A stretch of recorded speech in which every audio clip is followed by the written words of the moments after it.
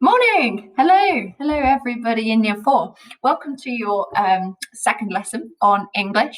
So this week, just because it's the first week of getting into online learning, we are just going to be going over some basic grammatical things that we need to be able to do in our writing. So we're going to be looking at grammar and spelling. So yesterday you did all your spelling, so good job. Today we are going to be looking at how we might edit our work, how to look for grammatical features, and how we can correct it. Because all authors, any good writers, need to be able to check through their work. So we're going to find errors in the text. Now, I'm going to get you to pause the video in a minute and perhaps just note on a piece of paper why you think that it's important to check through our work.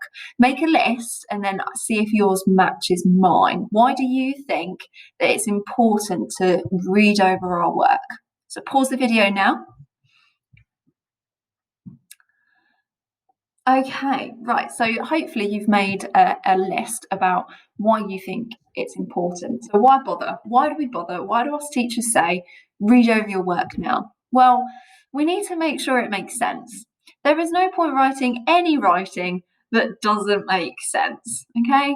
Because otherwise, in my next point, people aren't going to be able to read your work very easily. It's going to be really hard for teachers and other people to read your work. So we need to make sure it makes sense so that people can read your work. So that it's grammatically correct. Now, English is a really tricky language. It's got past and present, different spellings. English is really hard. Us as teachers teach you how to make things grammatically correct so that they're the correct English. And also, I see this in so many of my children's work so that we haven't missed any words out. Sometimes we can be writing so fast and we just miss words out accidentally. And I know my class also needs a lot of this as well, is to check for capital letters. This is very, very important to check for capital letters. Okay, so let's have a look at capital letters. This is the first thing that we should be looking for in our writing. Capital letters need to be added for names, people, and places. So, for example, the letter I needs to be at the start of a sentence, okay? The letter I needs to be a capital and also the start of a sentence.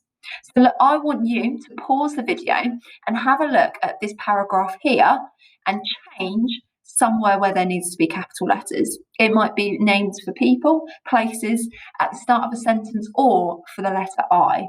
Okay, see if you can spot some of them. Pause the video now. All right, let's see if you were correct. So you should have spotted this I at the beginning. Lots of us are still putting a little I at the start of a sentence. Because this is a start of a sentence, we need me, and then Michael and Sally also need capital letters because they are names. Okay? You've got Kingston because that is a name of a place, and then you've also got the I here, okay, where I's need to have capital letters. I am still spotting some children's work where I doesn't have a capital letter, right? Okay, sometimes we might be writing so fast that we just miss out words. We just accidentally miss out some words. So I've taken some sentences from a Wimpy Kid.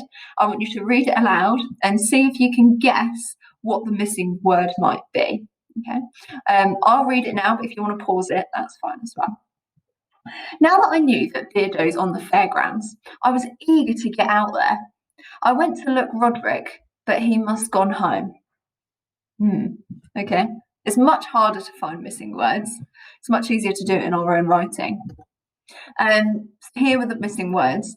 Now that I knew that Beardos were on the playground, I was eager to get out of there. I think if I re-listened to what I said, I think I automatically said of. And I know that some people in my class do this. When they read it back, they automatically put the words in there, but they might not have been written. I went to look for Roderick, but he must. Oh, I've missed one out there. Must have gone home. Even me reading it aloud there didn't spot a mistake that I did previously. Okay, so speech. Whenever someone is speaking, you need to put in inverted commas. okay, around when someone is speaking. Now, these sit at the top of the line, okay? You start them when someone is speaking, and then you end them, you close them when someone has stopped speaking. So Polly was out and about in her garden. Watch out for the twig, Peter exclaimed. Don't worry, I'm fine, Peter. Okay, just checking, Peter said worryingly.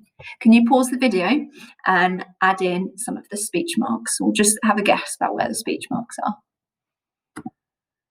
Okay, now I have also, and I didn't say this before, but when you add speech, you also need a new line. You need to start a new line every time you start a new bit of speech. Polly was out and about in her garden. New line. Someone's speaking, you start a new line. Watch out for the twig, Peter exclaimed. So even there, Miss Evans didn't put a capital letter. Don't worry, I'm fine, Peter. So here is where it gets really tricky, is I've put the speech mark here, and because it's the end of my sentence, I've put it outside of the speech mark there. Okay, just checking, Peter said worryingly. So that's where our speech marks go. Grammar. Now, adults say to us, that's not how you say that. And we don't know that, we just have to keep practicing it. And sometimes we don't talk properly. And if we don't talk properly, it reflects in our writing. Because what I always say to my class, whenever you say a sentence aloud, you write it down. So you say a sentence aloud and you write it down. So I'd like you to read these sentences aloud, okay? Because that's the only way that we know about grammar, is by reading it aloud and seeing if it makes sense. Quite often, grammar is when something's in the past and the present. So it's when you've started out writing in the past and then changed to writing in the present, okay? So she asked me, where am I going? Yesterday, we go to the zoo, but it is raining. There is less girls in our class than boys. Okay, pause the video and then see if you can spot some of my errors. Okay, that one was more of a tricky one. I've put at the top here, this is one of the hardest ones, as it's the way something sounds. Does it sound right? So for this first one, she asked me where I was going. Is that the past or is that the present? So that, because I put asked, it's in the past. So I need to continue writing in the past. I was going. Yesterday, we went to the zoo, but it was raining. I've started in the past by saying yesterday. So I need to continue writing in the past. Went and was. There are less girls in our class than boys. We don't need the either, than the boys. Okay, that is the hardest one to do, the grammar one. Okay, so I'm going to put these sentences on Sway. What I'd like you to do is rewrite them in a notebook with correct punctuation. There's mainly correct punctuation, I think, in these ones. This is the easy level. I'd like you to correct the capital letter. So rewrite the sentence with the capital letter. This one, I'd like you to add the correct punctuation. So that might be a question mark if someone's asking a question. It could be a full stop. It could even be a capital letter, as that comes under punctuation. Okay, it could be an exclamation mark. It could even be an apostrophe. And then this is the challenge, if you would like to complete that today, fill in the appropriate apostrophes. The class didn't, where does that apostrophe need to go? We learned about this just before we broke up. It's did not, but we say didn't. So you've got to find out where the apostrophe goes. Okay, so I'd like you to, at the minimum, I'd like you to try and do this one, because that's 8 sentences, which we can all do. And then these are a challenge if you'd like a bit of a challenge in your learning today. Okay, well done. Good job.